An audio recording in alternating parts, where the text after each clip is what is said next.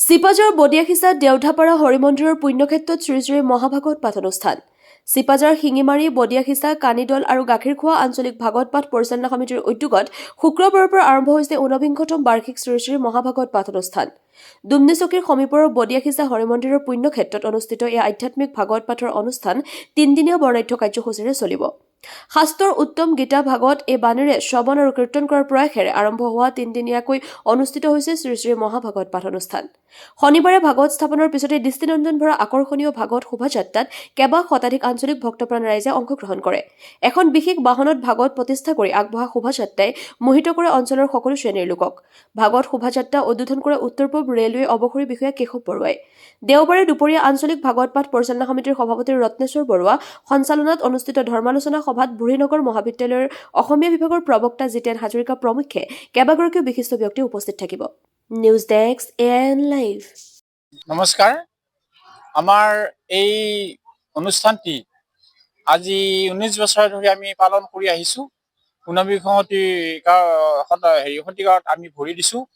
এতিয়া আজিৰ এই অনুষ্ঠানটো কাৰ্যসূচী আজি দ্বিতীয় দিন আৰু ইতিমধ্যে আমাৰ যোৱাকালিৰ পৰা অৰ্থাৎ এই গছপুলি ৰোপণ, পতাকা উত্তোলন, শ্ৰদ্ধাঞ্জলি অনুষ্ঠান আটাইখিনি অনুষ্ঠান লগতে সন্ধিয়াকে বিষয়বাচনি সভা অনুষ্ঠিত হৈ গ'ল।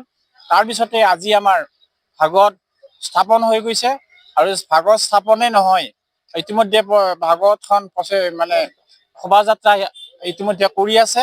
তাৰ উপৰিও আমি বিভিন্ন ঠাইৰ পৰা আমি একগোট হৈ অৰ্থাৎ আমাৰ যি 4খন গাঁৱৰ শিঙিমাৰী, বডিয়াখিচা আৰু কানিদল এই 4খন গাঁৱৰ বিশেষকৈ 6টা মন্দিৰৰ যি অনুষ্ঠান আমি পাতিছোঁ, আমি যি 19 নম্বৰত পৰিছোঁ। গতিকে আমি এক সন্মিলন হিচাপে এক হৈ আমি যিটো অনুষ্ঠান পাতিছোঁ, ইয়াত আমাৰ বিভিন্ন ঠাইৰ পৰা আমি পাঠক মাতিছোঁ। ইতিমধ্যে পাঠক আহি আমাৰ উপস্থিত হৈছে। তেওঁলোকে আমাৰ পাঠকসকলে তেওঁলোকে ভাগৱতৰ ৰস আমাক আটাইখিনিকে ধুনীয়াকৈ শুনাব আৰু আমি আশা কৰিছোঁ এই ভাগৱতৰ ৰসেৰে আমি সকলো ফালৰ পৰাই উপকৃত হ'ব পাৰিম।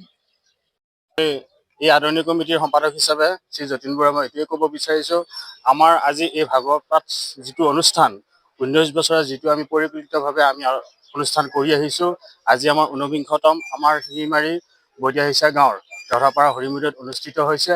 আমাৰ ইতিমধ্যে যি শোভাযাত্ৰা, বৰ্ণাঢ্য শোভাযাত্ৰা ইতিমধ্যে আমাৰ মন্দিৰৰ পৰা ওলাই গৈছে। প্ৰায় 3 ঘণ্টা জোৰা এই অনুষ্ঠান হয়। আমাৰ শোভাযাত্ৰাত অগণন ভক্তই, গুণমুগ্ধ ভক্তই আমাক সহায় সহযোগিতা কৰিছে আৰু মই আপোনালোকৰ মিডিয়াৰ যোগে এইটোৱে বাৰ্তা প্ৰেৰণ কৰিব বিচাৰিছোঁ, যোৱাকালিৰ পৰা আমাৰ যি অনুষ্ঠান চলি আছে আৰু অহাকালিও আমাক সমূহ ভক্তপ্ৰাণ ৰাইজে সহায় সহযোগিতা আগবঢ়াই সকলোকে এই অনুষ্ঠানত আহি দলে বলে যোগদান কৰিবৰ কাৰণে মই সম্পাদকে অনুৰোধ ৰাখিছোঁ। নমস্কাৰ, মই এই মন্দিৰ পৰিচালনা সমিতিৰ সভাপতি।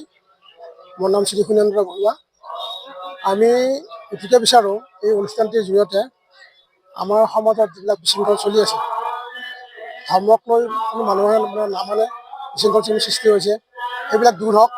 আমি গোটেই মানুহখিনি আমাৰ সমাজখন জাতি ভেদে সকলোৰে আমি একগোট হৈ আমি যাতে সমাজখন গঢ়িব, এটা সুখৰ এখন ভাল সমাজ গঢ়িব পাৰোঁ, তাৰ কাৰণে আমি এই অনুষ্ঠানটিৰ জৰিয়তে আপ্ৰাণ চেষ্টা চলাইছোঁ।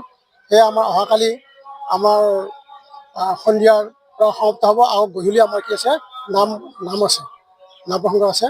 গতিকে মই ইমানে কৈছোঁ। এইবাৰে আমাৰ লাষ্ট পৰ্যায়, তাত আমাৰ ধৰ্ম আলোচনা থাকিব। তাত আমাৰ ধৰ্ম আলোচনা কিছুমান আমাৰ ভাগৱতৰ ওপৰত কমেণ্ট দিব আৰু আমাৰ ঠিক 4টামান বজাত ভাগৱতৰ কাম সমাপ্তি হ'ব আৰু সন্ধিয়া আমাৰ ছোৱালীৰ নাম আছে 2 সকলো ৰাইজৰ উপস্থিতি মই কামনা কৰিলোঁ। যিকোনো খবৰ আৰু বিজ্ঞাপনৰ বাবে যোগাযোগ কৰক 7896121996।